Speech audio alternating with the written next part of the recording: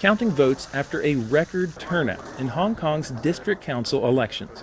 The results showed a massive win for pro-democracy forces. Hong Kongers waited to vote in long lines Sunday that snaked around city blocks. This amount of people I've never seen. There are too many people. Last time I can just come here and go up directly, but this time I guess I need to wait for 40 minutes. It is a major symbolic blow to pro-Beijing forces that dominate Hong Kong's politics. This is a sweeping victory far beyond people's expectations, and it demonstrates once again Hong Kong people's consistent, I'd say 15-year or even 20-year fight to establish a greater democracy here in Hong Kong.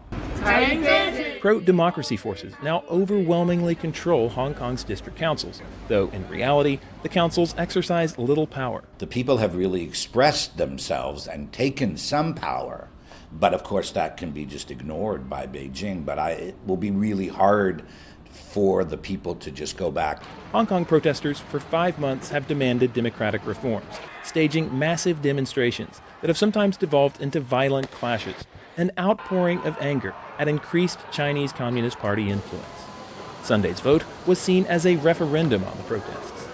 Political scientist Ma Huat says the vote is a clear sign of public support for the pro-democracy movement. This will, I think, give a much better support internationally and also much more pressure for the Hong Kong government to respond to the demands of the protest. Beijing had long implied that a quiet majority of Hong Kong's public opposed the protests, especially as they'd become more violent in recent months.